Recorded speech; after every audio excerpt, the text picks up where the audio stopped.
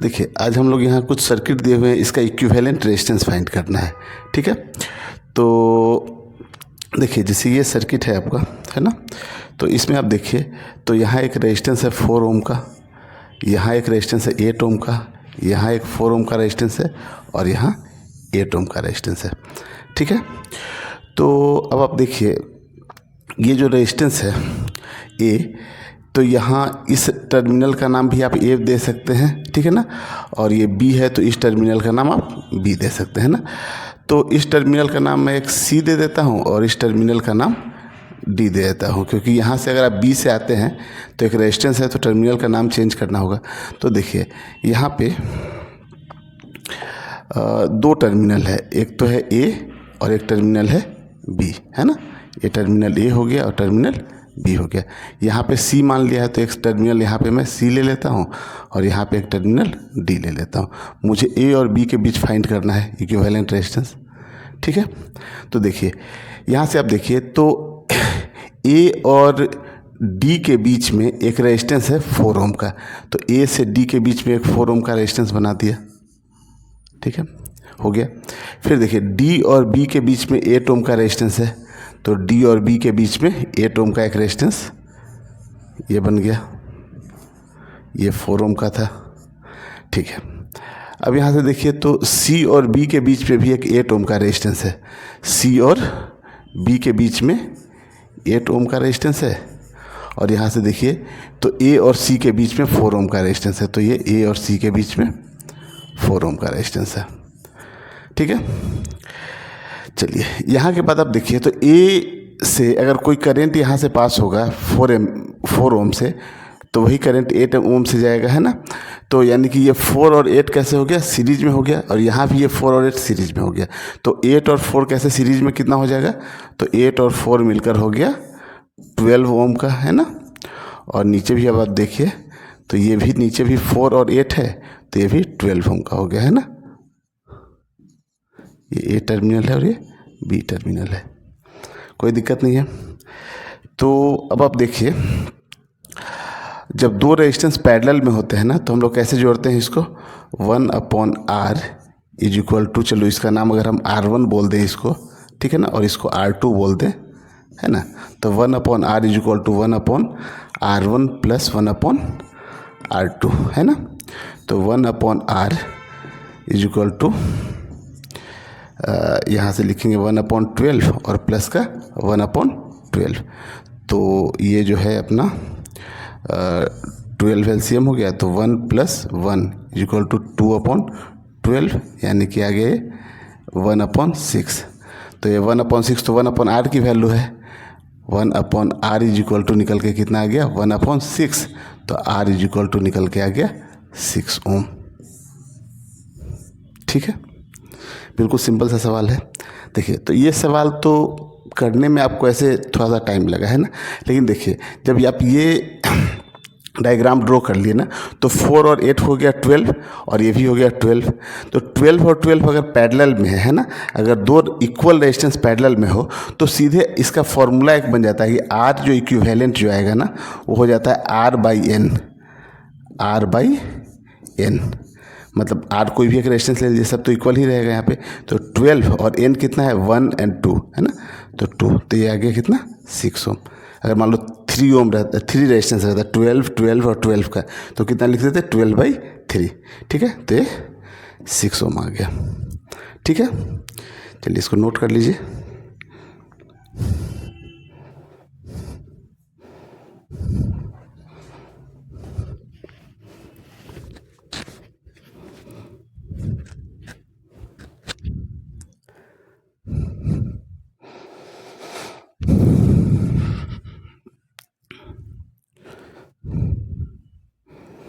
चलिए अब next question देखते हैं।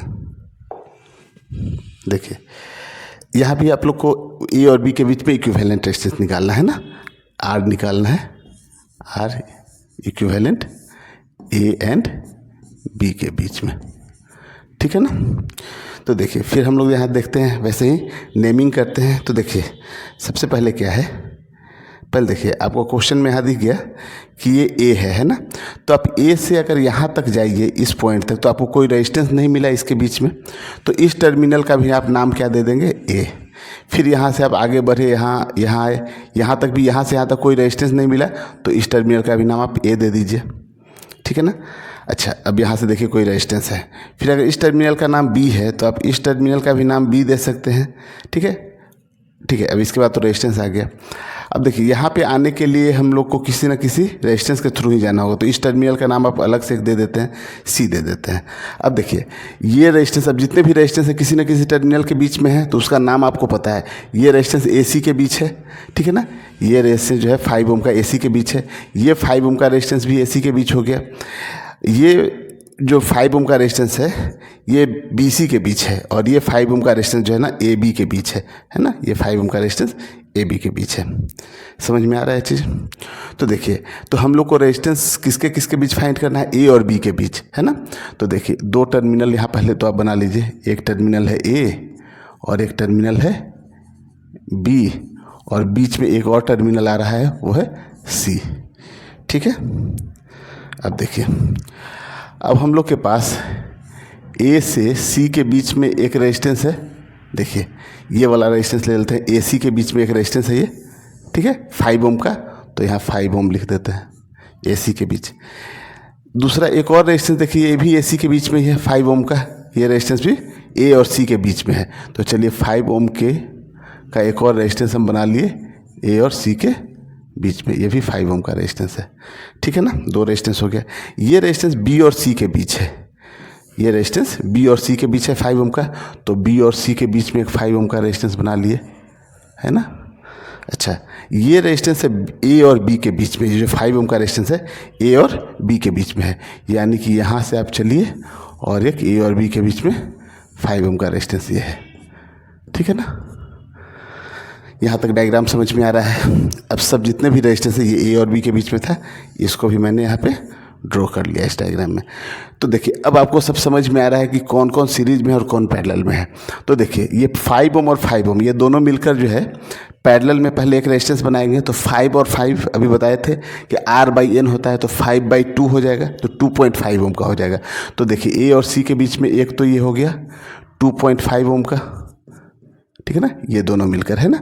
और ये रेजिस्टेंस जो है यहाँ से बी और सी के बीच में तो है ही एक 5 ओम का, और नीचे से एक और ये रेजिस्टेंस जो जा रहा है ना, ये भी 5 ओम का है ना। कोई दिक्कत नहीं यहाँ पे।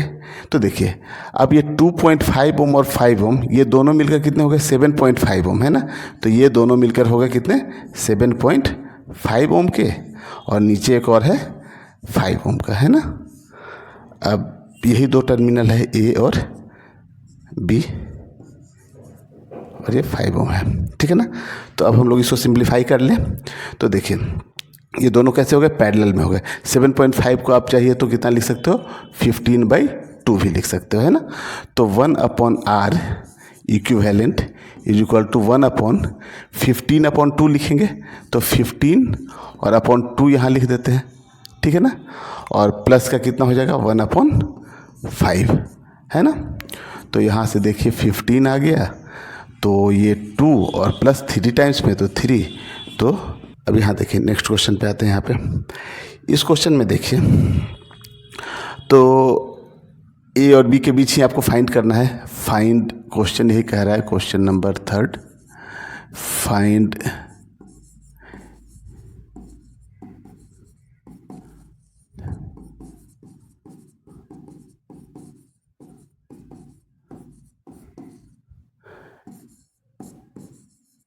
ए एंड बी। कोई दिक्कत नहीं है। तो चलिए फिर से हम लोग नेमिंग करते हैं ऐसे ही, ठीक है। देखिए, इस टर्मिनल का नाम ए है, तो ये टर्मिनल का नाम भी आप ए दे दीजिए। यहाँ से यहाँ तक कोई रेजिस्टेंस नहीं है, ठीक है। ये सबसे अच्छा प्रोसेस है, मतलब आपको इससे समझ में आ जाता है कि कौन सा पैरेलल है, कौन सा सीरीज है, ठीक है। तो ए दे दिए। इस टर्मिनल का नाम आप बताइए क्या दें। जब ये ए है और यहाँ से यहाँ तक कोई भी रेजिस्टेंस नहीं है, तो इस टर्मिनल का भी आप नाम ए दे देंगे, कोई दिक्कत नहीं है। चलिए फिर देखिए, यहाँ से यहाँ आप आए, तो इस टर्मिनल का भी आप नाम ए दे दीजिए, यहाँ से यहाँ तक गए ए दे दीजिए, है ना, कहीं कोई रेजिस्टेंस नहीं मिला इस बीच में, ठीक है। अब देखिए इसके बाद रेजिस्टेंस आ गया, तो चलिए इस टर्मिनल का नाम हम दे देते हैं, क्योंकि इधर से भी कोई रेजिस्टेंस है तो इस टर्मिनल का नाम हम सी दे देते हैं। तो अगर इसका सी नाम दिया है तो इस टर्मिनल का भी नाम सी होगा, क्योंकि यहाँ से यहाँ तक कोई रेजिस्टेंस नहीं है। इस टर्मिनल का नाम बी है तो इस टर्मिनल का नाम भी बी होगा, इसका भी नाम आप बी दे दीजिए। यहाँ पे एक जंक्शन है, इसको भी बी बोल दीजिए, इसको भी आप बी बोल दीजिए, है ना।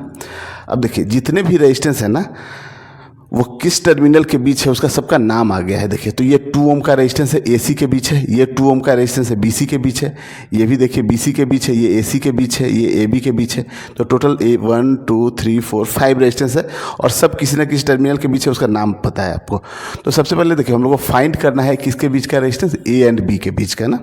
तो सबसे पहले आप 2 टर्मिनल दीजिए यहाँ पे, एक टर्मिनल दे दिए A और दूसरा टर्मिनल दे दिए B। अब यहाँ से एक एक रेजिस्टेंस लेंगे और यहाँ रखना शुरू करते हैं, ठीक है ना। एक टर्मिनल बीच में कहीं और C देना होगा, क्योंकि एक ही नाम है अलग से, है ना, C है, A B और C 3 ही है, तो इसको बीच में कहीं आप दे दीजिए। अब देखिए सबसे पहले देखिए तो ये जो रेजिस्टेंस है 2 ओम का वो किसके बीच है, A और C के बीच है ना। तो A और C के बीच में एक रेजिस्टेंस आप बना दिए, ठीक है, कोई दिक्कत नहीं है। फिर देखिए ये रेजिस्टेंस किसके बीच है, C और B के बीच में है। तो C और B मतलब यहाँ पे एक और रेजिस्टेंस आप बना दिए। अच्छा सब रेजिस्टेंस जो है 2 ओम का ही है, तो अभी नाम देने की ज़रूरत नहीं है, बाद में हम लोग नाम दे देंगे, ठीक है ना। सॉरी कितना नंबर है उसका उसको दे देंगे, है ना। और देखिए अब ये है 2 ओम का रेजिस्टेंस है A और C के बीच में है, तो एक और A और C के बीच में 2 ओम का आ गया है ना, तो ये भी 2 ओम का एक और रेजिस्टेंस आ गया है ना। फिर देखिए ये B और C के बीच में है, तो B और C के बीच में फिर से एक और देते हैं, B और C के बीच में एक और आ गया यहाँ पे 2 ओम का, है ना। और ये जो रेजिस्टेंस है देखिए यहाँ से A से और B है ना, A और B के बीच में है, मतलब कंप्लीट यहाँ से ऐसे जाकर एक रेजिस्टेंस ऐसे आ गया, है ना। ये टर्मिनल B है अपना और ये टर्मिनल A है ना। अब देखिए ये 2 ओम का है, ये भी 2 ओम है, ये भी 2 ओम है, ये भी 2 ओम है, ये भी 2 ओम है। तो 2 ओम और 2 ओम पैरेलल में कितना हो जाता है, आधा, है ना, मतलब R/N। तो R/N का तो R का वैल्यू 2 है, N 1 और 2, तो 1 हो जाएगा यहाँ पे। तो ये 1 ओम होगा और ये भी 1 ओम होगा, है ना। आप देखिए तो ये रेजिस्टेंस दोनों मिलकर कितना हो जाएगा 1 ओम, और ये भी दोनों मिलकर कितना हो जाएगा 1 ओम। और ये 1 और ये 1 दोनों सीरीज में हो जाएगा तो कितना हो जाएगा 2 ओम, और इसके साथ ये पैरेलल में 2 ओम लगा हुआ है ना। तो ये दोनों मिलकर देखिए आप कितना बना 1 ओम का हो गया, ये भी दोनों मिलकर कितना हो गया 1 ओम का हो गया, और नीचे में इसके कितने हैं 2 ओम का है ना। और यही 2 टर्मिनल है A और B, ठीक है ना। तो देखिए तो ये 2 हो गया, ये दोनों मिलकर कितना हो गया 2 और 2। तो हम लोग जानते हैं कि ये 2 हो गया और ये 2 और 2 और 2 पैरेलल में कितना हो जाता है 1 हो जाएगा, है ना। तो R इक्विवेलेंट जो निकल के आ गया वो 1 ओम आ गया आंसर, कोई दिक्कत नहीं है, ठीक है। तो बहुत आसान क्वेश्चन होता है ये सब, ठीक है। थोड़ा सा एक बार अच्छे से आपको समझने की ज़रूरत है, ठीक है। अच्छा अब इस क्वेश्चन को देखिए, इसमें क्या है कि थोड़ा आप देखिए साफ दिखेगा, यहाँ देखिए बहुत आसान क्वेश्चन है, ठीक है। देखने में आपको पता नहीं लगता है स्टार्टिंग में कि ये कौन सीरीज में है और कौन पैरेलल में है ना। बहुत ही आसान क्वेश्चन है। देखिए वैसे ही हम लोग नेमिंग करते हैं फिर से यहाँ पे, ठीक है। तो देखिए ये टर्मिनल A है, तो ये टर्मिनल क्या हो गया A हो गया, तो ये भी टर्मिनल क्या हो गया A हो गया, और ये भी टर्मिनल हो गया A, ठीक है। ये टर्मिनल B है तो ये भी B हो गया, ये भी B हो गया, और ये भी B हो गया। तो जितने अब यहाँ देखिए जितने भी रेजिस्टेंस है, देखिए ये रेजिस्टेंस किसके बीच है AB के बीच है, ये भी AB के बीच है, और ये भी AB के बीच है। मतलब तीनों रेजिस्टेंस कैसे हो गए पैरेलल में हो गए। तो हम लोग पैरेलल में जब तीनों हो गए, समझ में आ रहा है चीज़ कि तीनों रेजिस्टेंस जो है AB के बीच में, मतलब अगर इस टर्मिनल का नाम हम A दे दें और इधर इस टर्मिनल का नाम B दे दें, ठीक है। तो यहाँ से आप देखिए तो 3 रेजिस्टेंस आपके पास पैरेलल में है, एक ये हो गया, एक ये हो गया, एक ये हो गया। तो 12 है, 15 है और 20 है। तो 1/r is equal to 1/r1 plus 1/r2 plus 1/r3। LCM लीजिए, वैल्यू रख लेते हैं यहाँ पे, ठीक है। तो देखिए 12 है, 15 है, 20 है, तो एलसीएम कितना हो गया 60। तो 60 एलसीएम हो जाएगा, ठीक है ना। तो वैल्यू कितना हो जाएगा 12 5 प्लस 4 प्लस 3 है ना। तो ये निकल के आ गया कितना 5 4 9 12/60।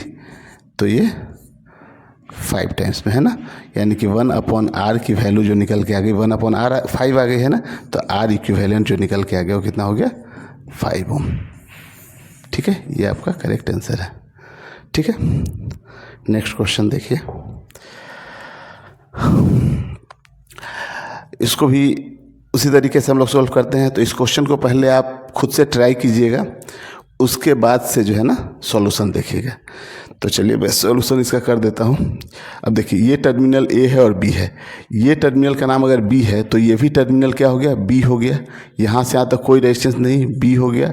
यहाँ भी बी, ये भी बी, यहाँ भी बी, यहाँ भी बी, यहाँ भी बी।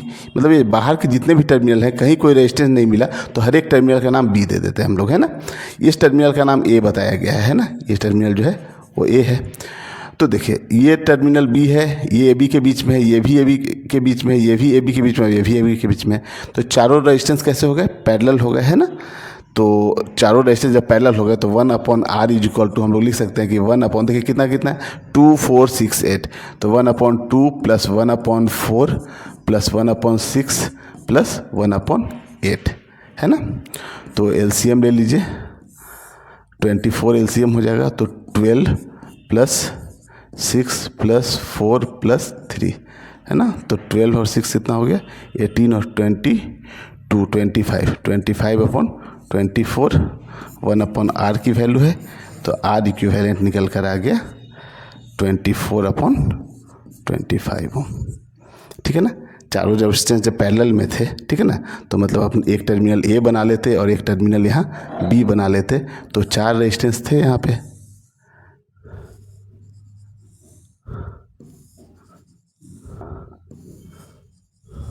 ठीक है। ये 2 4 6 8, तो 2 4 6 8 है ना।